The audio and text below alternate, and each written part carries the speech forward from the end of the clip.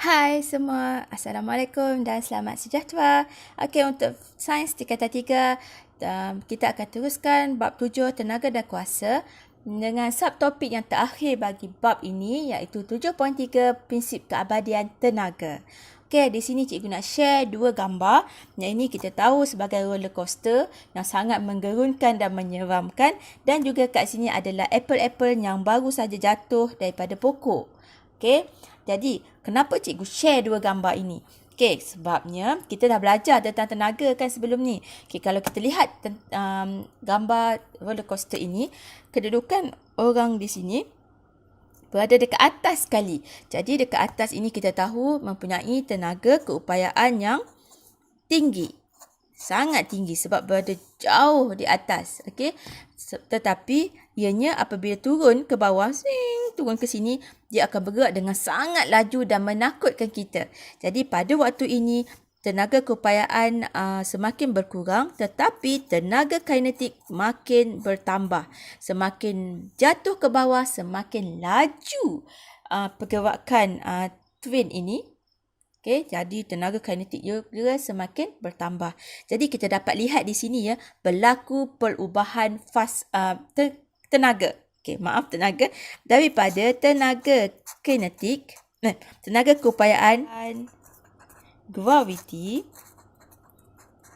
Okey, lebih banyak berubah kepada tenaga kinetik. Okey. So ini yang kita sebut perubahan tenaga, dan inilah yang terlibat dalam prinsip keabadian tenaga yang kita akan bincang sebentar nanti. Sama juga dengan apple-apple yang bertaburan yang jatuh daripada pokok. Okey, apabila apple ini berada dekat atas pokok, jadi mempunyai tenaga keupayaan yang tinggi. Tetapi apabila dia jatuh, on the way dia nak jatuh tu, jadi dia bergerak dengan sangat laju. Sama juga, jadi tenaga keupayaan graviti berubah kepada tenaga kinetik. Ini ketika apple masih berada di atas dahan, dan ini ketika apple sedang bergerak jatuh ke tanah. Okey, kita nampak di sini terdapat perubahan tenaga yang berlaku. Okey, now mari kita lihat pula apakah yang cikgu nak bincangkan ni? Ini adalah gambar Albert Einstein. Bagi yang siapa yang tak mengenalinya, okey. Albert Einstein. Okey, yang sangat pandai. Okey, yang rambut kembang-kembang tu. Okey, sebenarnya apa yang Mr. Albert Einstein bagi tahu tentang teori berkenaan dengan tenaga? Okey, Einstein cakap tenaga adalah sesuatu yang kita tidak boleh dicipta. Kita tak boleh cipta tenaga, kita tidak boleh musnahkan tenaga, dan juga tidak akan hilang. Okey. Tetapi akan berubah. Okey, dari satu bentuk tenaga ke bentuk tenaga yang lain. Inilah yang dikatakan oleh Einstein. Okey, cikgu nak highlightkan yang penting sekali tentang tenaga. Okey, so Einstein cakap tenaga tidak boleh, cannot. Okey, kita tak boleh cipta, kita tak boleh musnahkan tenaga, dan tenaga juga tidak akan hilang. Tetapi dia akan berubah daripada satu bentuk ke bentuk tenaga yang lain. Okey, cikgu ambil balik gambar tadi. Okey, so inilah maksudnya daripada tenaga keupayaan graviti ini apabila berada dekat tempat yang tinggi, tetapi bila dia jatuh ke bawah, tenaga keupayaan tinggi makin berkurang sehinggalah sampai ke bawah tenaga keupayaan graviti akan sangat rendah kerana kita dah berada dekat atas permukaan bumi. Jadi ke manakah tenaga keupayaan graviti ini? Adakah dia hilang ataupun musnah begitu saja? Tidak, tetapi telah pun berubah menjadi tenaga kinetik, iaitu kereta api ini akan bergerak dengan sangat laju berbanding dengan ketika dia berada di atas. Dan apabila tenaga kinetik ini sangat laju dan bila berada dekat bawah, tenaga kinetik juga berkurang. Jadi ke manakah perginya tenaga kinetik ini? Tenaga kinetik ini sebenarnya telah pun berubah menjadi tenaga lain dan mungkin adalah tenaga haba. Okey, kalau kita lihat roda-roda dia nanti akan panas. Juga tenaga bunyi. Adakah bunyi roller coaster ni kuat? Ya, sangat kuat. Dan itu adalah sejenis tenaga. Awak boleh lihat di sini betapa tenaga ini ditukar dan ditukar-tukarkan. Sama juga dengan Apple. Apple yang jatuh juga menghasilkan bunyi kedebuk. Okay, itu adalah satu jenis tenaga juga. Jadi, apa yang Einstein cakap ini ialah tenaga dia tak hilang, tak musnah. Tapi dia berubah daripada satu tenaga ke bentuk tenaga yang lain. Dan inilah yang kita kenali sebagai prinsip keabadian tenaga. Yang mana kita kekalkan guna keabadian. Abadi, kekal abadi. Maksudnya tidak hilang dan tidak musnah. Kal abadi. Mudah je kan?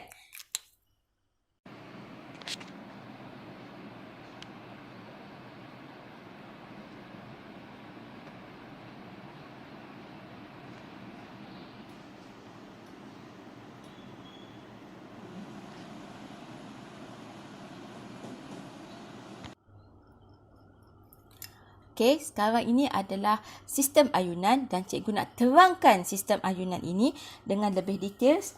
Okey, kepada anda semua. Kalau kita tengok kat sini, wow, kenapa banyak sangat benda ni? Jangan risau. Kita akan go to perlahan-lahan sedikit demi sedikit. Cikgu tutup dahulu, okey? Okey, so tadi kita dah lihat dah video bagaimana ayunan bandul ini. Jadi kat sini cikgu nak tunjukkan bagaimana kita nak mulakan dia. Okey, memang bandul ini, ladung ini asalnya berada di kedudukan B yang di tengah. Tetapi kemudian kita tarik dulu sebelum kita nak mulakan ayunan, kita akan tarik dan dia akan bermula dengan kedudukan A. So dia akan start di sinilah. Start. Cikgu tulis kat sini start ya. So dia akan start dekat A. Jadi kita akan bincangkan di A dahulu. Okey, dekat A ini kita letakkan dan dia berada lebih tinggi daripada kedudukan asal dia B.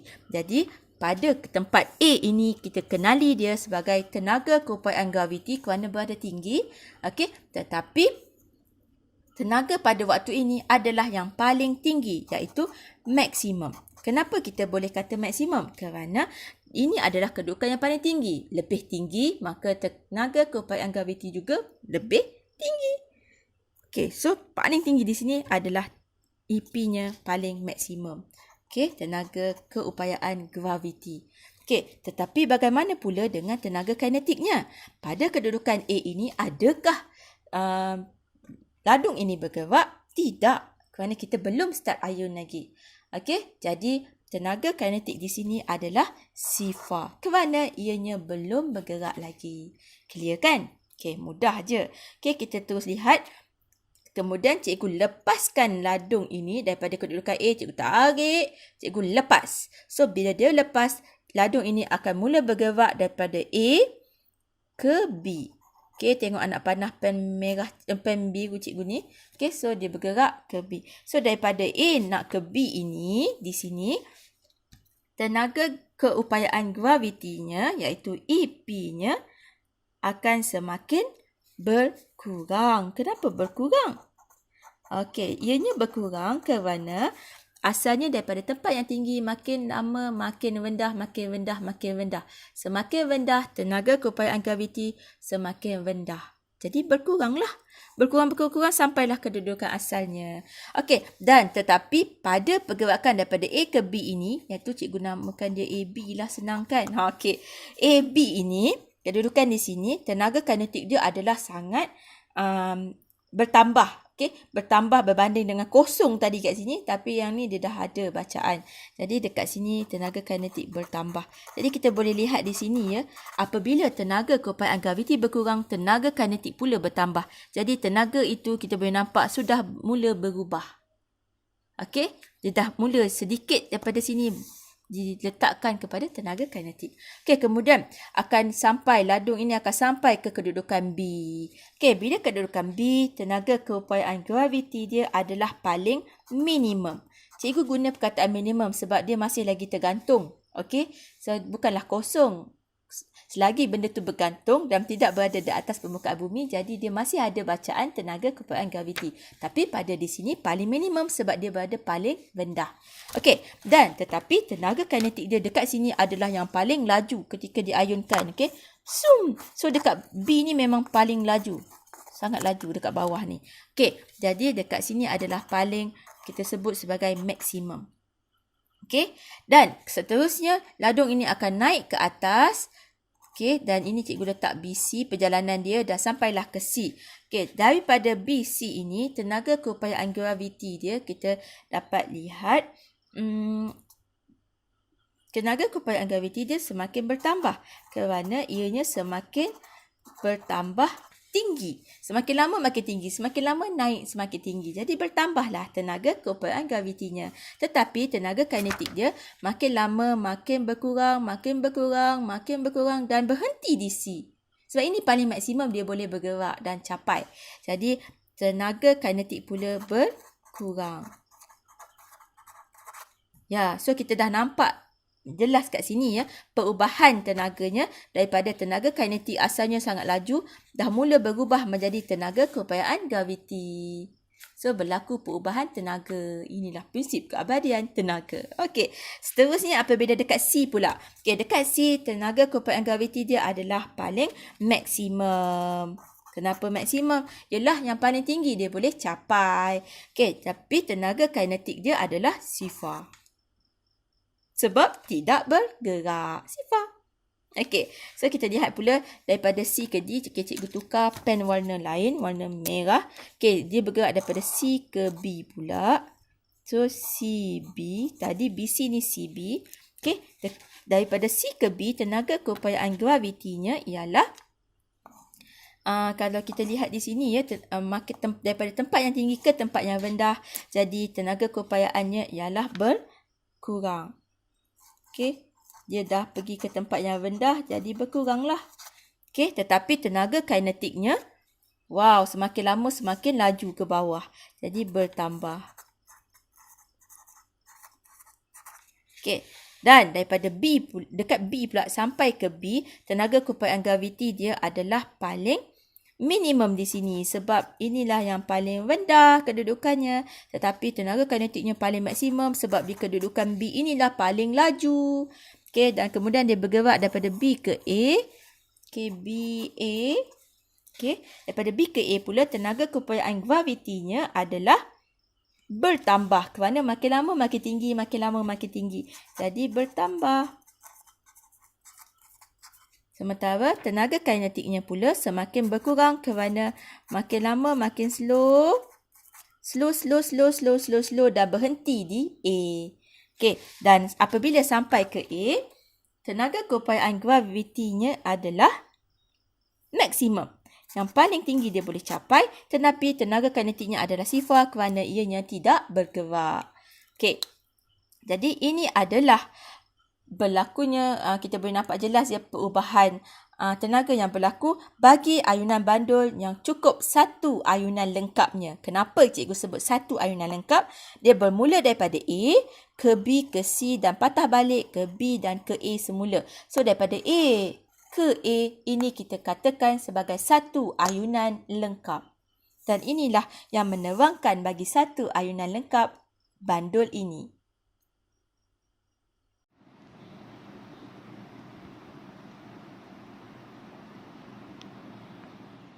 Ni okey kak.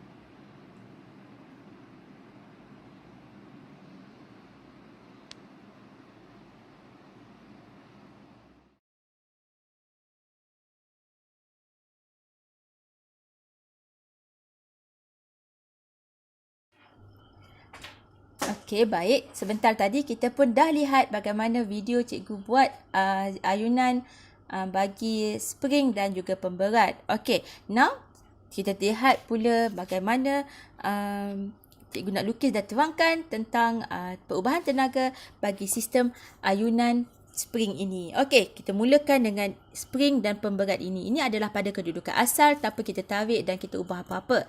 Okey, kemudian untuk kita start ayun, cikgu kena tariklah kan pemberat ini dan spring ini ke bawah. Jadi cikgu akan tarik ke bawah pada kedudukan Z. Kedudukan asal dia adalah Y. Kita sebut sebagai Y. Okey, so pada kedudukan Z, kita tulis kat sinilah Y, senang. Okey, kat sini Z, kat sini X. Baru senang nampak. Okey, so cikgu tarik, bayangkan yang cikgu tarik pemberat dan spring ini ke bawah pada kedudukan Z dan cikgu akan lepaskan. Okey, bila cikgu lepaskan, so dia akan start bergerak daripada Z ke Y, Y ke X dan patah balik. Bergetar sampailah dia akan berhenti dengan sendirinya pada kedudukan Y, iaitu kedudukan asalnya. Okey, jadi sekarang ni kita nak lihat step by step daripada bermula dengan kedudukan Z. Okey, so kita start dekat sinilah. Okey, sebab dekat sini cikgu mula tarik dan cikgu akan lepaskan. So start di sini. Okey, kita tengok pula Z. Okey, pada kedudukan Z, tenaga keupayaan kenyal. Ya, tenaga keupayaan kenyal adalah tenaga bagi spring yang diregangkan dan dimampatkan. Okey, jadi apabila dalam keadaan yang sangat regang, kita tarik dia, so dia ada tenaga yang tinggi. Sebab kita pun tarik dia menggunakan tenaga. Jadi dia ada tenaga tersimpan di dalam spring ini. Jadi ini adalah tenaga keupayaan kenyal. Okey, pada keadaan ini yang paling panjang, semakin panjang spring, semakin panjang regangan spring, maka tenaga keupayaan kenyalnya adalah bertambah. Jadi pada kedudukan ini, ianya berada dalam kedudukan maksimum.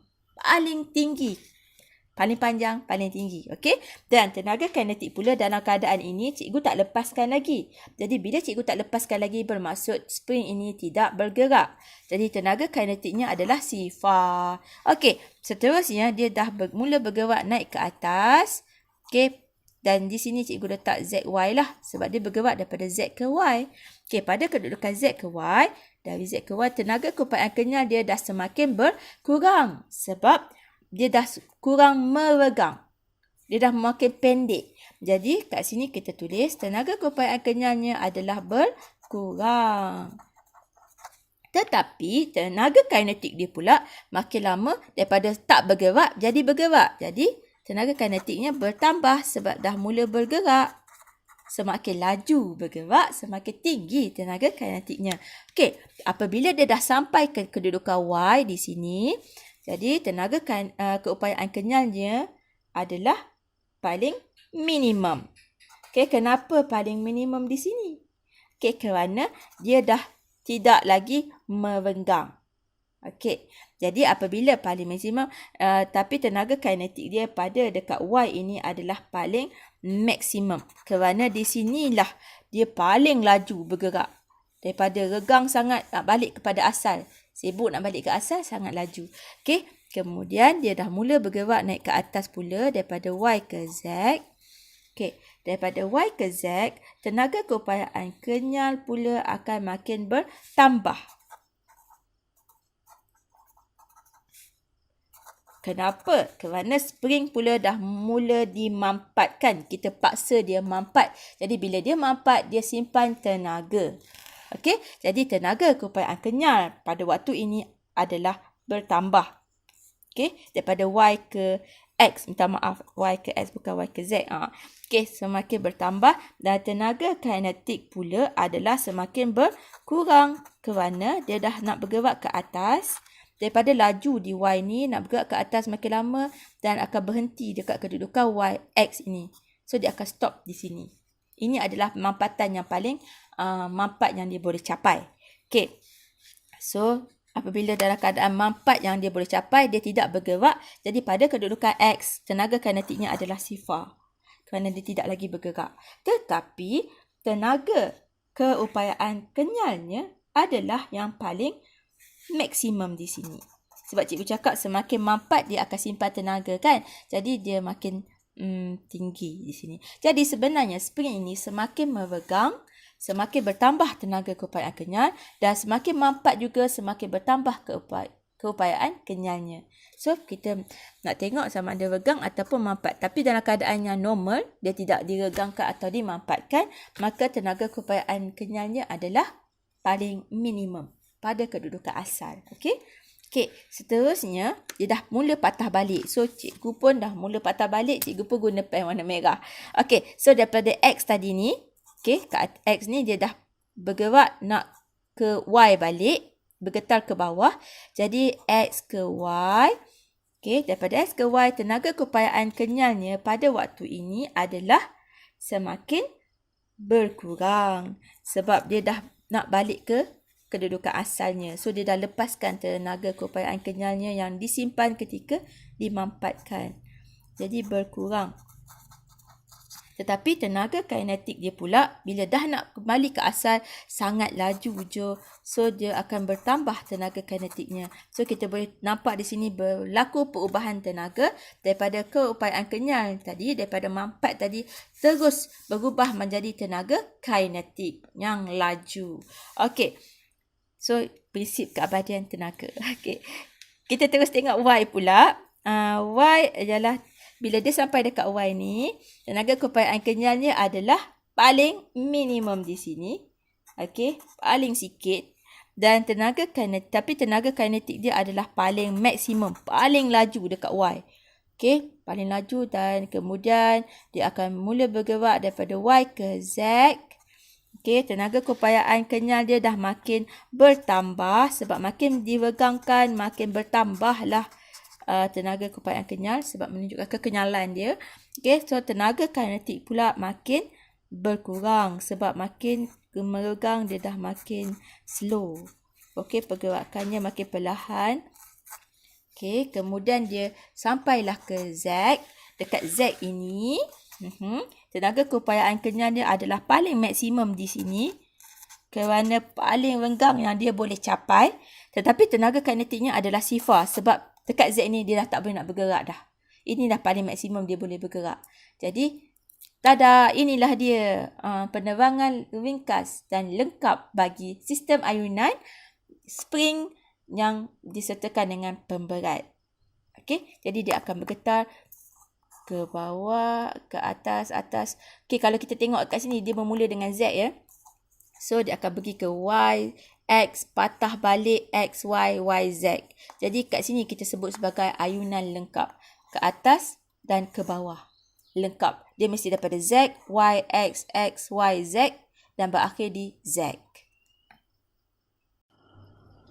Okay, now kita nak lihat pula perubahan tenaga bagi suatu sistem tertutup. Kita dah tahu prinsip keabadian tenaga. Mr. Einstein cakap, tenaga tak boleh hilang, tak boleh musnah, tak boleh dicipta tapi berubah daripada satu bentuk ke bentuk yang lain.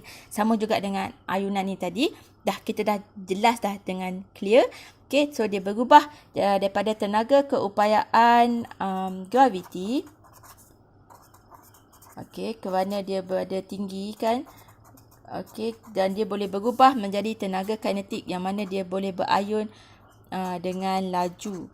Okay, kemudian dia patah balik daripada sangat laju tu tadi, dia naik ke atas balik, berubah pula kepada tenaga keupayaan graviti. So, apabila tenaga keupayaan graviti dia turun pula dengan sangat laju, jadi berubah pula daripada tenaga keupayaan graviti ke tenaga kinetik. Kemudian daripada tenaga keupayaan graviti ini, dia berubah pula kepada tenaga kinetik yang sangat laju ini, dia berubah pula menjadi tenaga keupayaan graviti. Sebab tu cikgu letak anak panah ada dua. So, dia boleh patah dan balik. Okay, ini adalah bagi ayunan.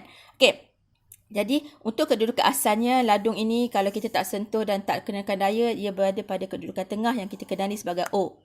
Okey, kemudian dia akan bergerak ke atas dengan pertambahan ketinggian. Jadi ini cikgu namakan dia sebagai A. Dan kemudian dia patah balik pada arah yang berbeza. Jadi apabila pada arah yang berbeza, kita gunakan dia sebagai A negatif. Negatif ini bermaksud arah yang bertentangan. Okey, tapi pergerakan yang sama bagi membentuk satu ayunan lengkap. Jadi A negatif ini hanya sekadar untuk menunjukkan arah yang berbeza. Okey, jadi sekarang ini kita akan bincang tentang bagi satu sistem yang tertutup. Apakah dia sistem tertutup ni? Sistem tertutup ni sebenarnya adalah sistem di mana tiada daya luar. Tiada daya luar akan mengganggu sistem tersebut. Okey, contohnya macam ni tadi, kita anggapkan tiada geseran yang berlaku. Okey, tiada geseran. Jadi bermaksud apabila tiada geseran, tiada tenaga haba akan terhasil. Kita anggap sebegitulah. So, bila tiada tenaga haba yang terhasil, jadi kita cuma anggap tenaga keupayaan graviti berubah jadi tenaga kinetik sahaja, tanpa tenaga haba. Dan kita anggap tenaga kinetik akan berubah menjadi tenaga keupayaan graviti sahaja, tanpa tenaga haba. Okey? Okey, kita anggap sebeginilah untuk sistem tertutup. Tapi kalau yang terbuka, biasanya memang akan ada geseran, ada berubah tenaga bunyi, tenaga haba dan bermacam-macam tenaga-tenaga kecil yang lain. Okey, so now kita akan fokus kepada ini. Pergerakan O ke A dan patah balik ke O dan seterusnya ke negatif A dan patah balik ke O. Okey, jadi kita nak tengok bagaimanakah kita nak plot graf ini. Graf ini adalah graf tenaga dan graf sesaran. Sesaran adalah jarak lah. Okey. Jadi, cikgu nak mulakan melukis tenaga keupayaan terlebih dahulu. Okey. Tenaga keupayaan apabila pada O, kita tahu, kita mula dengan A dululah. Ya, okey. So, cikgu tarik ladung ni, bandul ini dan cikgu letakkan di A. Dekat A, cikgu akan lepaskan dia. So, cikgu akan lepaskan di A dan tapi kita tahu ya, cikgu letak ni A. Cikgu letak kat sini O, cikgu letak kat sini negatif A. Okey, so pada kedudukan A, tenaga keupayaan, cikgu gunakan pen warna biru. Tenaga keupayaan adalah paling maksimum di A. Kerana paling tinggi dia boleh capai. Jadi cikgu plotkan A ini dengan bacaan yang agak tinggi. Okey, cikgu plotkan di sini. Okey, kemudian dia akan bergerak ke O dan pada O dia akan capai ke satu takat yang paling minimum yang dia boleh capai di sini, paling minimum. Okey, dan seterusnya apabila dia mula bergerak ke negatif A, kedudukan negatif A, tenaga keupayaan dia makin bertambah sebab kedudukan negatif A ni adalah lebih tinggi.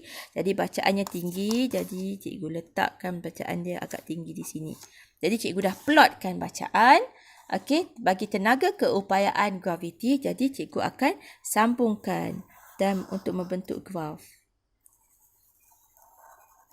Okey, so kita dah dapat graf warna biru ini bagi tenaga keupayaan graviti iaitu EP. Okey, jom kita lihat pula bagi tenaga kinetik. Okey, sepatutnya ini sebenarnya bulat lah, tapi tak nampak bulat lah pula ya. Minta maaf sangat. Okey, saya autokan sikit bagi nampak bulat. Okey, seterusnya ialah bagi tenaga kinetik dekat A tadi sebelum cikgu lepaskan, jadi ianya tidak bergerak. Jadi apabila tidak bergerak, jadi tenaga kinetiknya adalah sifar. Jadi cikgu plotkan dengan warna merah bagi tenaga kinetik dekat sifar. Dan apabila sampai dekat O, ini paling maksimum bagi tenaga kinetik. Dia bergerak paling laju di sini. Jadi maksimum di sini. Jadi cikgu letak maksimum di sini. Maksimum yang boleh dicapai oleh bandul ini. Dan apabila sampai ke negatif, kedudukan negatif A, okay, dan pada waktu ini dia tidak lagi bergerak kerana ini adalah paling maksimum ladung ini mampu untuk bergerak. Jadi dia adalah sifar di sini. Okay, jadi ini yang cikgu dapat plotkan. Jadi hasil daripada plot ini cikgu pun akan lorekkan graf ini. Okey, dan kita dapat hasilnya. Okey, jadi hasilnya kita dapat lihat di sini ya.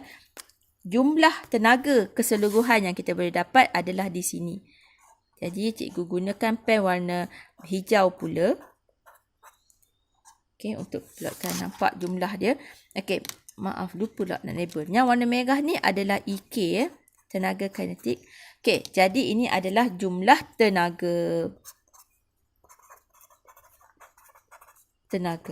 So, jumlah tenaga keupayaan dan tenaga kinetik dalam suatu sistem ayunan tertutup ini, kalau kita nampak ya, dia adalah dalam keadaan dimalalkan, iaitu malar. Tetap sahaja jumlah tenaganya. Jadi, kita boleh dapat lihat di sini, betul lah apa yang Mr. Einstein cakap. Okey, tenaga tidak hilang, tidak musnah, tapi dia berubah bentuk. Daripada tenaga keupayaan graviti, dia berubah menjadi tenaga kinetik. Dan jumlah tenaga kalau kita kira balik totalnya akan dapat sama. So, tak hilang. Okey, di sini cikgu nak kongsi contoh-contoh yang aktiviti yang kita selalu tengok, yang kita lihat, okey, yang melibatkan perubahan tenaga. Okey, kita lihat yang pertama iaitu panah. Kita tarik dulu panah tu, tali busur tu. Okey, dan apabila kita tarik ianya meregang, jadi ini melibatkan tenaga keupayaan kenyal. Semakin regang, semakin tinggi tenaga keupayaan kenyalnya. Dan berubah menjadi tenaga, dia akan bergerak ke sini. Jadi ini adalah tenaga kinetik. Jadi dia berubah. Dan pada waktu ini pula tenaga keupayaan kenyal adalah pada minimum. Okey, so tapi tenaga kinetik maksimum. Okey, kita lihat yang kedua, kita nak tukul menggunakan penukul untuk mengetuk paku ke bawah. Jadi tenaga yang terlibat di sini adalah tenaga sebabnya tinggi. Sebab kalau kita nak ketuk mesti kita angkat hammer tu tinggi-tinggi kan. Kenapa nak angkat hammer tinggi-tinggi? Sebab kita nak tinggikan tenaga keupayaan graviti. Bila tenaga keupayaan graviti tinggi, so tenaga tinggi dapatlah digunakan tenaga tu untuk mengetuk paku ke bawah. Ke bawah sini. So bila tenaga tinggi dengan hal laju yang laju, jadi tenaga kinetik akan makin tinggi. Okey. So seterusnya ialah lampu dan elektrik. Okey. So ini ialah bermula dengan tenaga elektrik. So berubah menjadi tenaga cahaya. Okey, jadi tenaga elektrik tu tak hilang. Dia berubah jadi tenaga cahaya. Dan yang sebenarnya juga tenaga haba. Sebab kalau lampu ni biasanya kita akan rasa panas kan.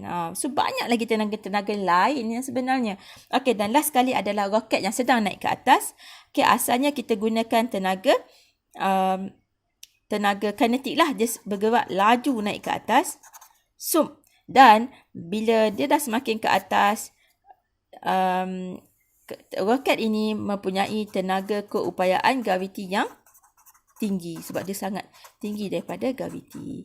Okey, ini adalah contoh-contoh tenaga yang lain. Sebenarnya banyak lagi yang kita boleh nampak di sekeliling kita. Okey, contohnya macam kita makan dan kita berjalan. Okey, kita berjalan dengan hasil daripada yang kita makan, tenaga yang kita dapat daripada nasi yang kita makan. Jadi, perubahan itu adalah tenaga kinetik, tenaga kimia, iaitu makanan, tenaga kimia, berubah menjadi tenaga kinetik sebab kita sedang berjalan. Banyak lagi tu anda boleh share contoh-contoh tenaga yang anda boleh fikirkan dekat ruangan komen dekat bawah dengan share idea dan contoh-contoh yang daripada anda. Kita boleh share dengan kawan-kawan dan kita dapat manfaat sama-sama, besar pahalanya. Okey? Okey, now cikgu nak kita buat sedikit ulang kaji tentang formula-formula tenaga yang kita dah pernah belajar. Okey, yang pertama adalah tenaga keupayaan graviti. Kemudian tenaga keupayaan kenyal. Dan last sekali tenaga kinetik. Okey, ini yang kita dah belajar sebelum ni. Okey, kita nak ulang kaji sikit tentang formula dia. Okey, simbolnya adalah EP dan formulanya ialah mgh. M ialah jisim, G adalah graviti dan H adalah ketinggian. Okey, sebab melibatkan tenaga keupayaan graviti. Semakin tinggi suatu objek, so tenaga keupayaan graviti dia makin tinggi. Okey, tenaga keupayaan kenyal pula melibatkan spring. Okey, semakin meregang atau semakin mampat, maka tenaga keupayaannya akan makin bertambah. So, formulanya ialah EP juga, dia punya simbol 1/2 Fx, yang mana F adalah daya bagi beban pemberat dan X pula adalah pemanjangan spring. Bukan panjang spring tapi pemanjangannya. Itu berapa banyak spring itu bertambah panjangnya. Dan last sekali adalah tenaga kinetik. Kereta bergerak dengan laju. So formulanya ialah EK kecil sama dengan 1/2 mv kuasa 2, iaitu m ialah jisim objek yang sedang bergerak dan v adalah hal lajunya. Okey, ini hanya untuk nak kaji. Kita dah belajar dah dalam video sebelum ini. Dan now, kita boleh jawab soalan ini. Okey, cerita dia ialah sebiji bola jatuh dari atas bangunan. Okey, dengan hal laju dia sebanyak 4.5 ms-1. So, ini adalah V dia. Cikgu label siap-siap. Okey, so bola ini jatuh daripada atas ke bawah. Jadi apabila kita tahu ya di atas bangunan, maksudnya kedudukan asal bola ini adalah tinggi dan EP dia adalah tinggi. Okey, sebab dia tinggi. Kemudian dia bergerak dan jatuh, on the way dia jatuh ini dia ada kinetic energy yang tinggi, tenaga kinetik yang tinggi. Okey, so soalannya adalah hitung ketinggian kedudukan bola sebelum jatuh. Okey, sebelum jatuh. Jadi kita dapat lihat di sini ya. Contoh tadi ya, bola dekat atas jatuh ke bawah. Tapi on the way dia jatuh tu sangat laju. Zup, zup. Okey.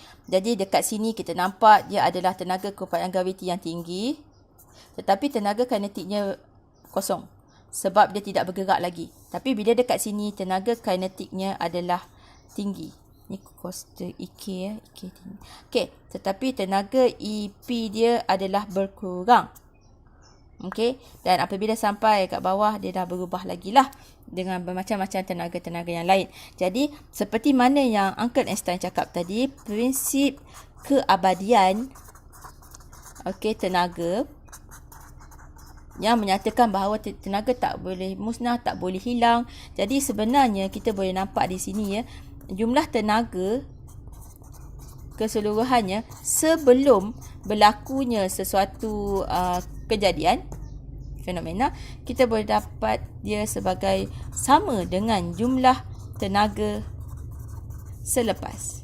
Dan ini mematuhi hukum yang dinyatakan oleh Mr.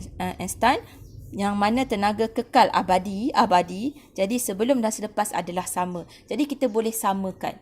Jika sebelum ini ya tenaga keupayaan graviti dia adalah tinggi, yang sebelum hanyalah tenaga keupayaan graviti, jadi ini adalah sebelum, dan selepas dia jatuh berubah menjadi tenaga kinetik, so kita boleh samakan.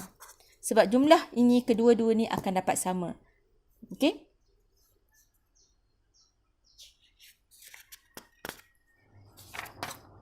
Okey, jadi cikgu akan samakanlah antara EP iaitu sebelum tenaga keupayaan graviti, kita samakan dengan tenaga keupayaan kenyal. Okey, cikgu samakan. Jadi tenaga keupayaan graviti kita dah belajar juga, dah ulang kaji tadi, bersamaan dengan mgh. Okey, sama dengan tenaga kinetik pula ialah 1/2 mv kuasa 2. Okey, dah dapat jelas. So kita masukkan saja apa yang kita boleh, yang ada kat dalam ni. So yang dia dah bagi adalah V. Okey, jadi kita masuk kat sini 1/2.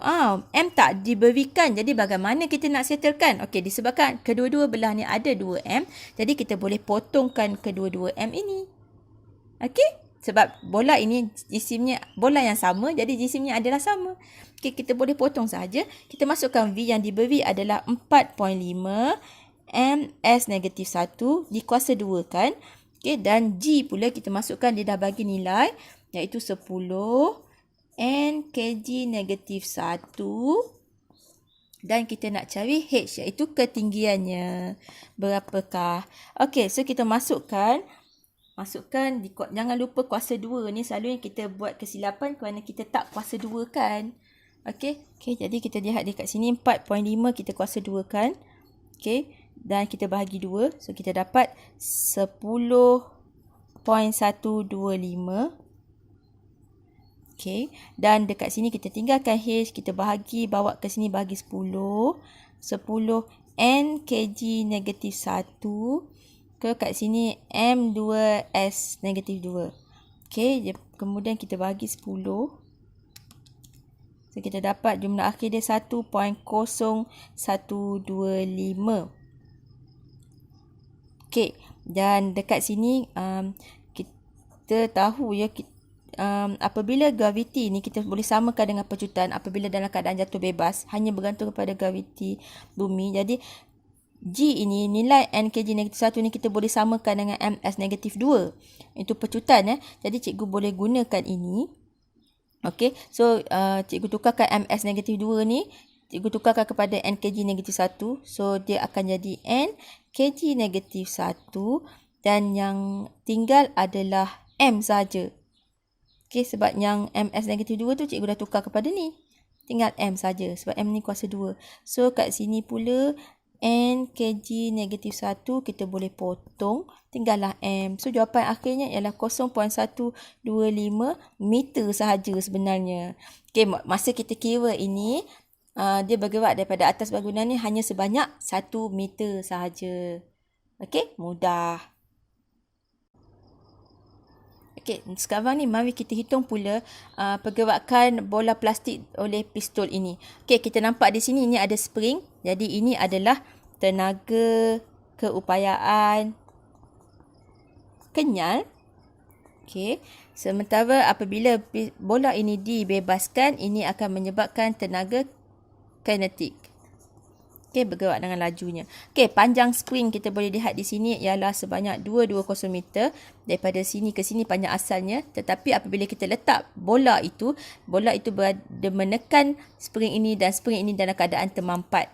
Panjang asal 220 meter tetapi menjadi 43 mm sahaja. Asalnya 220 mm. Maaf.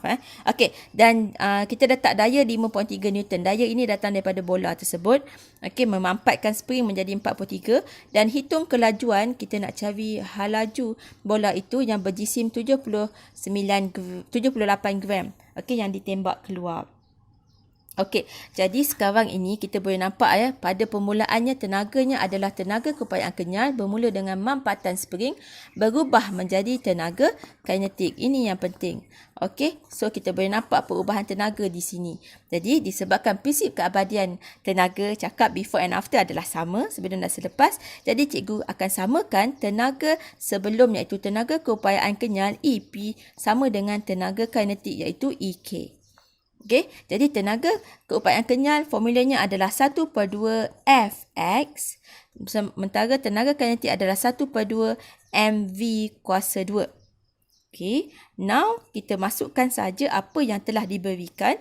Jadi 1/2 ini adalah F. Jadi kita masukkan 5.3 Newton dan X di sini ialah okey, pemanjangan spring adalah X. Pemanjangan spring iaitu bermaksud perubahan panjang spring yang asalnya adalah 220 mm. Okey, dan panjang akhirnya adalah 43 mm. Jadi pemanjangan spring ataupun pemampatan spring, perubahan spring itu berlaku adalah sebanyak 220 tolak 43. So kita boleh dapat 177 mm.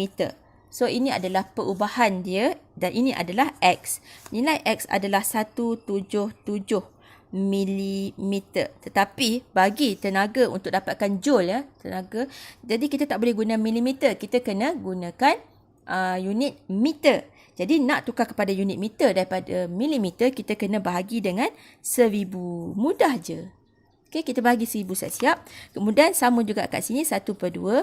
M pun sama. Jisim yang kita dapat ialah 78 gram.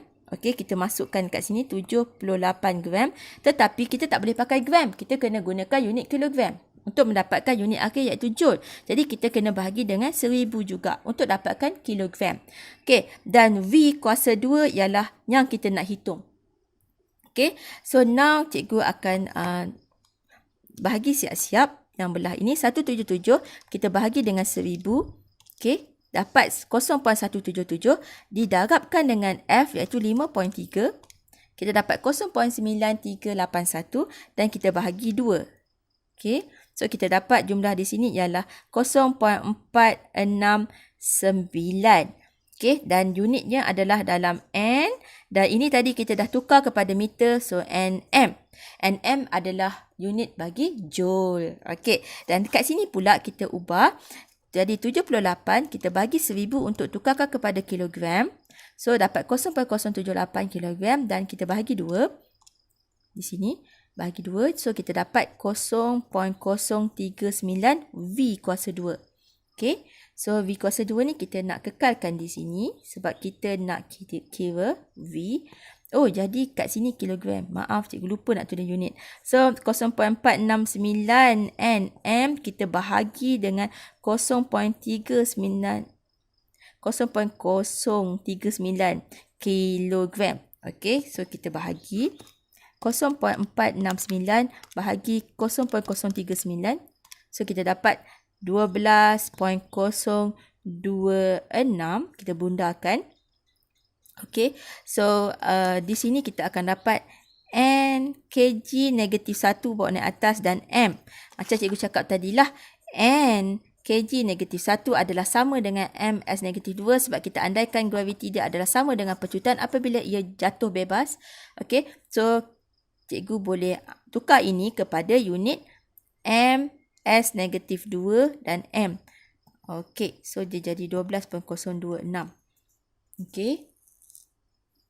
So, jawapannya kita akan dapat di sini. M ini, cikgu jadikan dia kuasa 2 di sinilah. Saya potong. Okay. Dan ini adalah V kuasa 2. Kita nak hal laju. Ni ada kuasa 2. Jadi, untuk buangkan kuasa 2 ni, kita kena letak set di sini. Okay. Untuk letak set pula, kita pun ambil set ni, angsa dan dapat jawapan 3.468 kita bundarkan. So, ini pun dia ada kuasa 2. Jadi, kita buang kuasa 2 bagi unit ini. So, dia akan jadi M S -1 sahaja. So, ini adalah hal lajunya. Okay. Oh, saya takut tak nampak. Jadi, cikgu tulis kat sini. Unit tadi kita dapat M kuasa 2 S -2. Jadi, kalau kita setkan dia, so kuasa 2 ni akan hilang dan dia jadi kuasa 1 sahaja. Okey, sebab tu kita dekat MS -1. So, MS -1 adalah unit bagi hal laju. Jadi, memang terbukti ini adalah jalan kerja yang betul. Ini sahaja yang cikgu boleh share untuk anda bagi prinsip keabadian tenaga, yang mana Einstein cakap tenaga tak boleh hilang, tak boleh musnah dan awak tak boleh cipta pun. Tetapi dia akan berubah daripada satu bentuk tenaga ke bentuk-bentuk tenaga yang lain dan mungkin juga bentuk-bentuk tenaga yang lain-lainnya. Okey, sekian sahaja. Terima kasih semua. Semoga bermanfaat. Jangan lupa